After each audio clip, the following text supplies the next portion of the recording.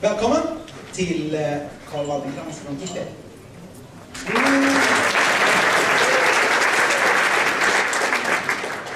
Yeah, cool.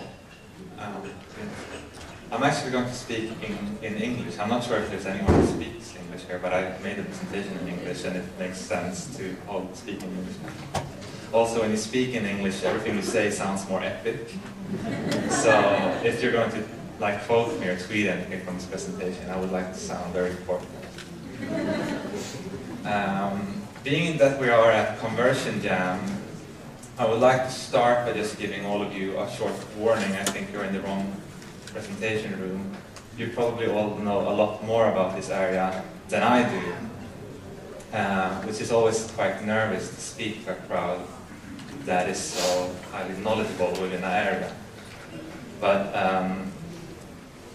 when I sort of put down these few slides and sort of structure the content of them, I felt like, okay, I probably can't teach any high-level philosophies or techniques on how you do this or that, but maybe I can share a very practical approach to how we work with optimization, conversion, and growth, as we call it. So, being that we are an e-commerce platform, when we speak about conversion, there's a lot of different factors to it and a lot of different areas that sort of fall into conversion. And all of those sort of come back down to growth. So basically growth is our version of sales. The more we convert our traffic into subscribed users or stores or accounts, the better we're performing. So basically the agenda for today will be a short background on just how Titel came to be and how we think about things, our philosophy for growth, a few examples of what we do, and then an overview of the tools that we use. But today will be a very practical, we'll be looking at the tools, basically, and how we use them. I'm not sure if all of you know. Do you know what Titel is? No. Okay, that's a few of you know what Titel is. This is an improvement from a year ago. Titel launched 6 months ago, a beta version of Titel. And basically, a few weeks ago, Wired magazine, they named us the Tumblr of e-commerce. And I like this description because I think what Titel is trying to do is that we're trying to create a whole new generation of online stores. We're an e-commerce platform that makes it simple to set up an online store. And we're trying to do so by making stores easier, freer, and more social. The way we're sort of attacking this problem or trying to solve it is that we focus not only on how do you start an online store, but what happens next. How do you get your first traffic? How do you get your first sales? So we kind of we reinvented what an interface looks like and what you can do with it. And we call it the Titel feed. So I'll show you a 1-minute video just to give you a short idea of what Titel is, and then we'll jump into the presentation.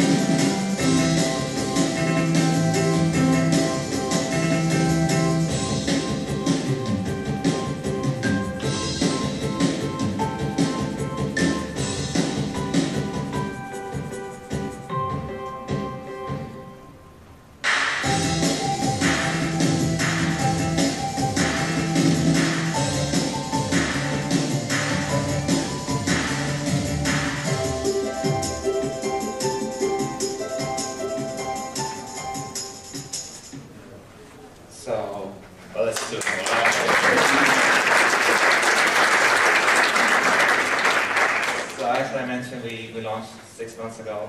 We've been fortunate enough to have really good, fast growth. The past few months, we have more than 5,000 stores online on the platform already, growing about between 10 and 15% per week. Super proud about that.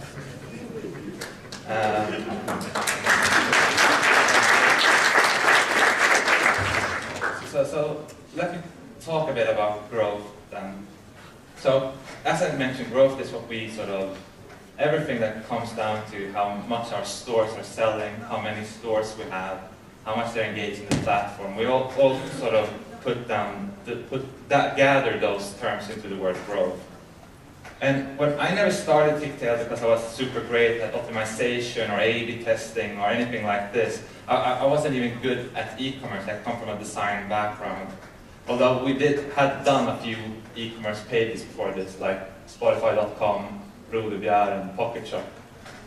But I was working at an agency, and at an agency, you come about this far when you speak about, at least at my age, when you speak about product development. Like, you have an assumption, you do tons of research, you look at competitors, you start wireframing, you do user tests, you put down the first few designs, you change those designs, redo them, and then you come up with a design which you develop, and then you kind of see the client sailing away and you don't really know what happens next. So the kind of picture I had of the world was like assumption prototype product. And that was actually one of the reasons I wanted to leave the agency I was working at to pursue my own company and build my own product, because I was wondering so much what happens next. And what happens next is basically conversion. Because we always knew that for Ticktail to win, to become the world's most used e-commerce platform, we would have to take every single decision along the way based on scale. So like, how can we make this decision push our metrics as much as possible? And the first step, sort of like figuring out what happens next, was simply to just start gathering and visualizing all the data in a way that was easy to understand, easy to extract, and easy to play around with. Because if the data that you're working with takes time to extract, or it's complicated to interpret, then you will have like, it will be like reading a foreign book. Like, you'll see all of this content, but it will mean nothing to you, and you won't understand what you're going to do with it.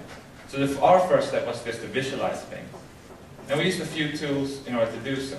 But the first thing was like, okay, what do we want to interpret? So we have a few different parts of the product. We have the interface, the stores, and then third-party platforms like social networks, emails. I think this is the first step. Okay, what areas are we looking to improve, and how, and so on. And then, so we're going to start by looking at the stores and the online interface and how we work with those. The second step, after you know which areas you're going to look at and to play around with, you want to figure out what you want to measure and why. And I guess the answer to this question is super simple. Like, how will we make money? And I guess that all the things that will ultimately lead you to earning profit or to increase the value of whatever you're working on is the things that you should ultimately measure and that you should let drive your product development.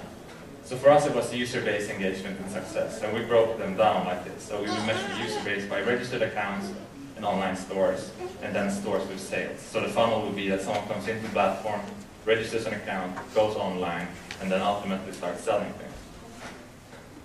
We have engagement, which would be the time spent, weekly active users or monthly active users. For bigger platforms who have daily active users, but for us it makes more sense to go weekly. And then the success metrics, like, okay, are our stores attracting any traffic? Are they getting any sales? Are they increasing their spend time, or do they just have traffic that bounces right back? So we take these metrics for these specific 3 parts of the platform, and we would start visualizing them.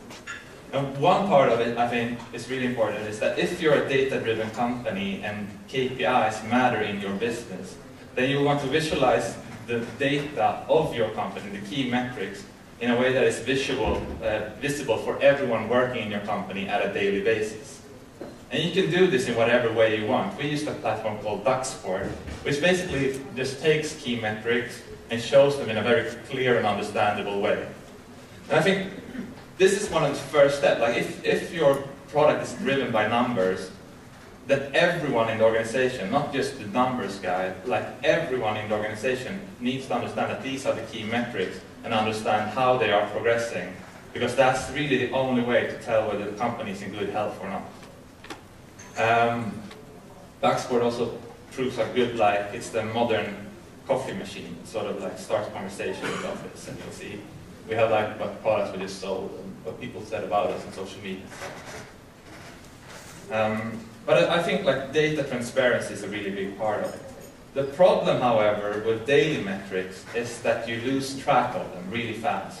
So you'll have like, oh, today we grew our user base by 500 stores. And that will seem like a lot. It is a lot. But then so the day after, you only grow by 20 stores. And you can't really figure out, okay, how are we really performing from a bigger perspective. So I think it's important to divide how you measure data on a daily basis and on a weekly basis.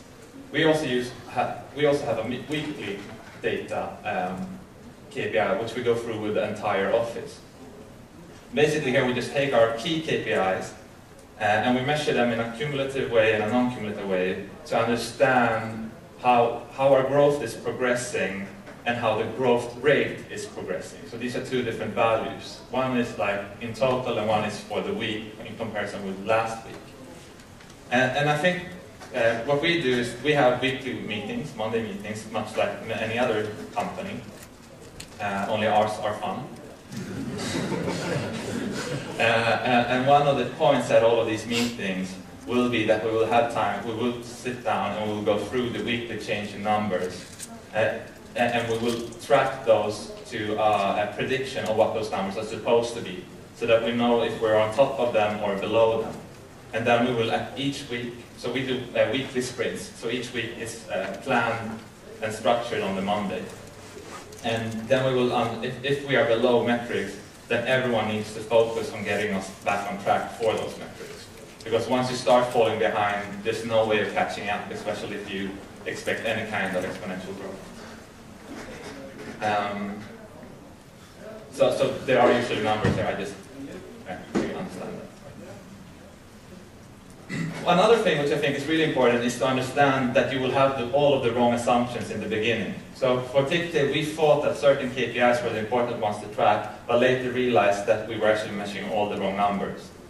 So one of the things we did right from the beginning is that we made sure to track all events as data points and log them in the system.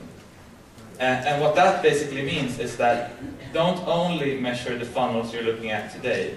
Measure all data points, all events, like when people come into a store, how they come into that store, when they check out, when they drop their cards. And even if you're not measuring them today, keep them, store them in some database so you can go back and evaluate funnels back in time or in retrospect. There is a lot of great tools to do this. One of them is Mixpanel, which we use. And I thought that I would just show a quick demo of what it looks like or how it works.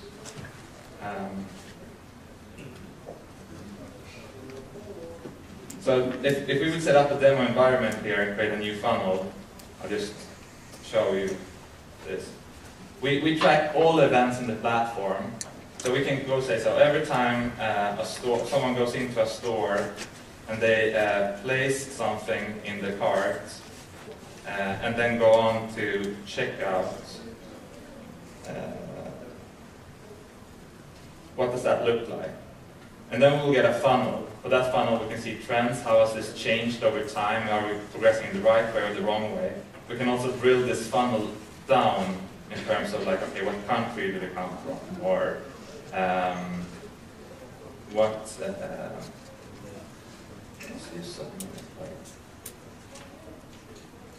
operating system.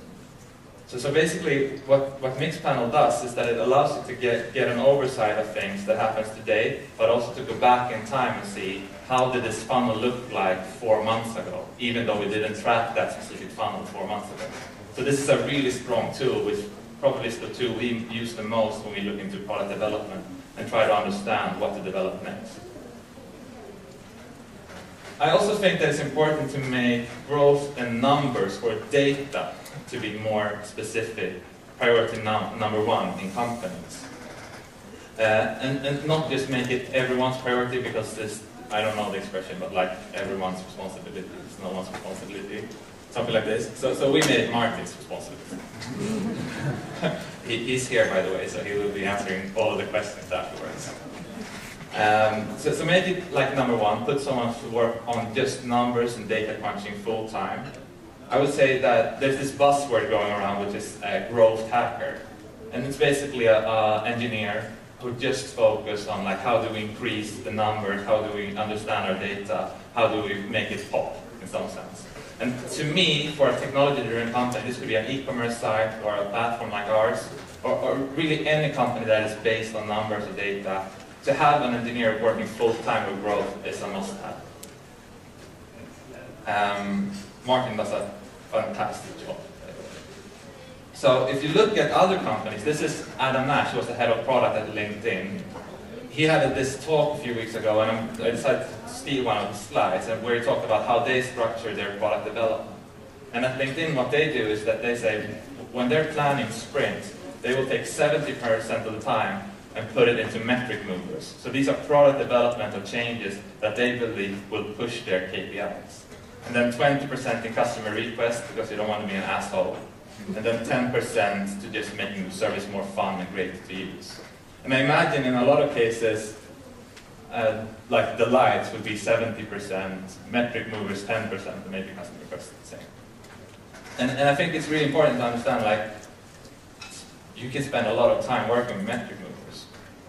So once all of the data that we had in the platform was structured in ways that we could understand and play around with, we just started somewhere. And I'm going to take you through a few examples on how we sort of played around with the data to improve the growth of our platform. And maybe this can inspire you in some way, or you might get some examples that you can just take straight off the bench. So like any business, we have funnels. A lot of funnels, in fact, but I imagine that this would be the most general overview of what our funnel looks like. So we get a lot of traffic into our store, so to ticket.com. That traffic will ultimately lead to registrations, and if we're lucky, those registrations will become activated stores, real stores. And if those stores are lucky, that they will ultimately sell, which is the end goal for us, obviously, because that's what e-commerce is about. So we just looked at this, and after our first launch, we had a lot of sign-ups because we had been getting some hype, and we had the opportunity to present at the Nordic e-commerce summit. So we had tons of registered accounts, which is on the top of the page. So our first mission was, okay, in order to get this platform moving and to get some traction happening here, how can we move people from registration to activation? So you want to start by thinking about what kind of contact and what kind of dialogue do I have with our users at this certain point in the funnel. So between registration and activation, you really don't have much contact at all. Like, they've been into the website, they looked at everything, they signed up for an account, and then they went dark. They decided that it wasn't for them or it wasn't the right time. But you do have a lot of email addresses. So obviously, emails were where we started. And we did some of these like HTML, rich media newsletters with pictures and dandy headlines and all of this stuff. But what we really found useful and what really helped us was to work with personal letters. I don't know if you can see anything what's being said here. But basically what we did is that we connected my account to our news email service. And then we would send out personal emails to all of our stores where we would act as if I was actually sending the email myself. So we will go into a store saying, hey, we just realized that you are missing. I was into your store, I just realized that this is missing. So that could be like, oh, you don't have payment set up, or you don't have shipping set up. And then we would make a link to that place, and we would say, you should do like this in order to come over to the next step. And then we would also let people contact us if they needed more help. And as it turns out, this was super effective. And this was the sort of route that we started going down. Okay? Like, how can we continue this route of sort of personal contact and personal direct email? So rather than going the full-fledged design, let's just go basic text emails to people. So we started optimizing these emails over time. And we would try different things that were more like held back, or would be more like, okay, this is me, this is what I want from you, to more like expressive, like a lot of expression marks and like, oh, you rock, this is going so good. I mean, we learned a few things. One of the things we learned is that although two emails share the exact same content, which you of course already knew, they make huge differences when you start doing A/B tests. Like this email proved to be 50% more effective than the other one. The way we did this A/B test is that we would take 12% of the entire user group and send each variation to 6% each. And then 24 hours later we would send the rest of the batch to the rest of the users. So the left email in this case was 50% more effective, whereas the right email still had a higher open rate. And this was actually because of the first few sentences on the right email, because we didn't count on the fact that people use preview, where you see the two first email sentences, like Apple Mail, Gmail, iPhone, and so on. So we learned a few things, and I guess this is like super basic email stuff, but this is what we learned because we weren't so pro at it before. It's like one call to action, use whatever personal information you have, and really use it. Think about the first two sentences, and send it from a personal contact. I think it's funny, this thing about sending from a personal contact and as a text email, is that it's actually the same thing that we just saw like Obama do for the president campaign. So I guess we're not the first ones to figure this out.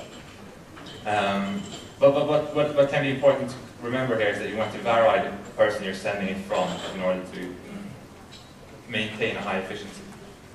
Switch contact.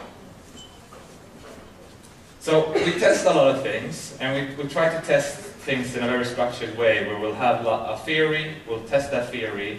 Once that theory works, we'll start A/B testing that theory and breaking down to split tests.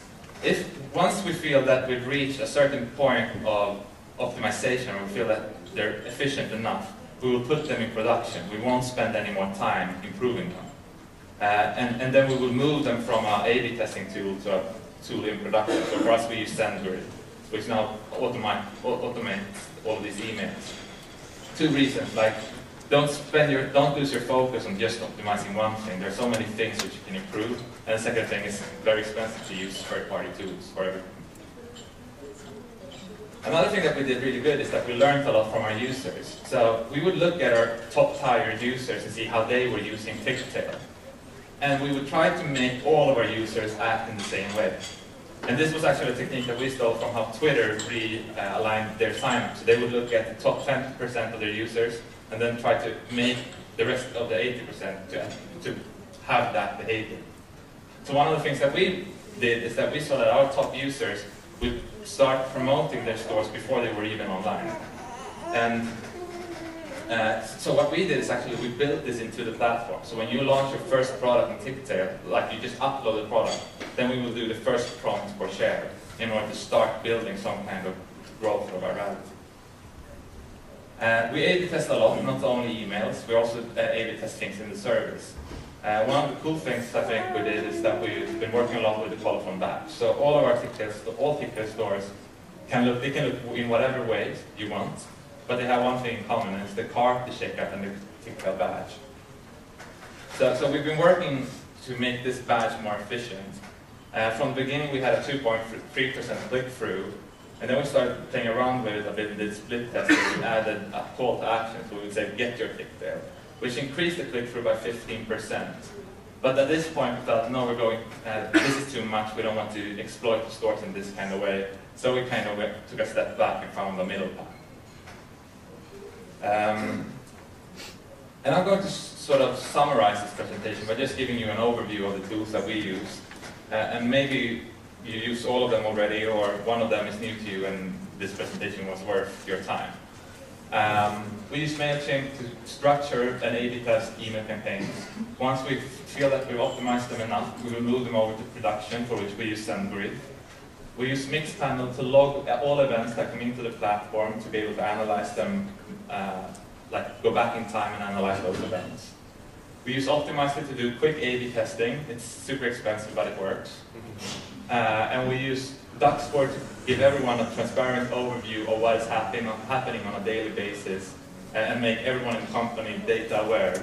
But we then use also Google Analytics, of course, to analyze like Pigtail.com and the landing pages and so on. I'm 5 minutes ahead of time, so I'm going to stop by saying thanks a bunch, and I'll invite Martin to stage, and maybe we can answer a few questions. Is that all right? Thank you.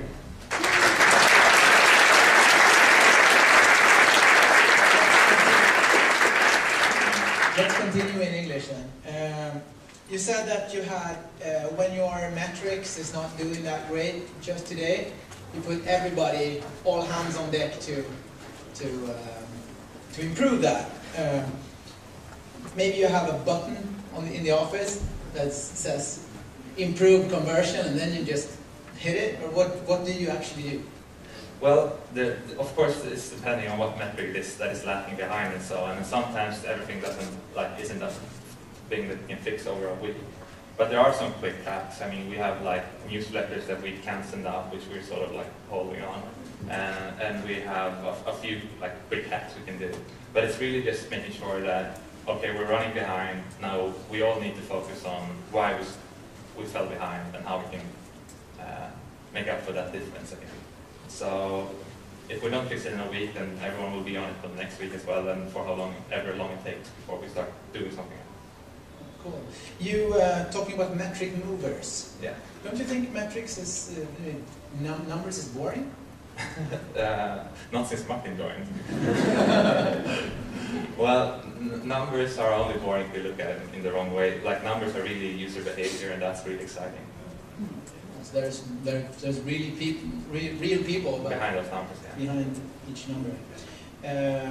You're talking about your personal message that you do it from a personal address.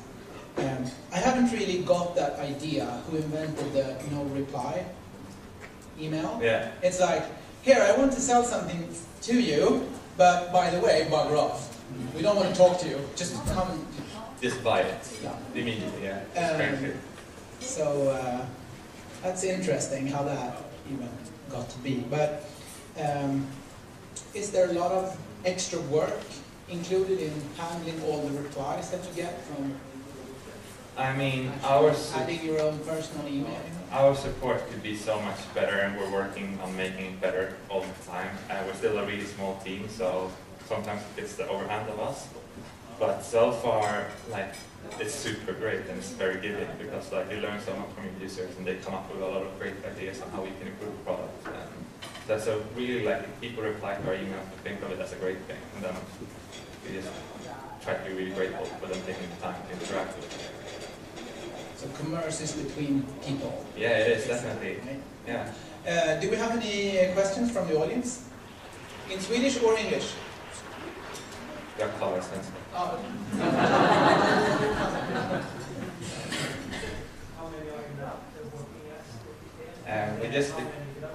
So how many are you working at TikTok now, and how many developers do you have? We just became, or we will just become 9 people. We're 5 developers.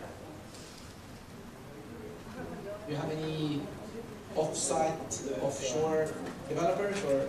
No, they're all in the office together. I think it's yeah. Our office is very offshore. Okay. One more question? Sure.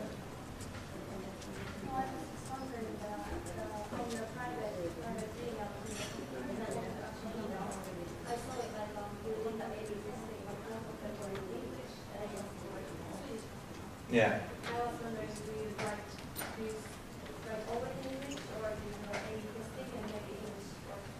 So today, I guess that's one of the things that we actually know that we can be a lot better at. So today we're about equally big in 5 different markets, which Sweden is one, and we just don't have the resources to do localizations for 5 markets. So today our only and primary language is English, and then as we grow, we hope that we can support all of the languages. Okay. That was applause for my answer. Yeah. We will follow the your process closely. Oh, Thank you very much. Thank you very much.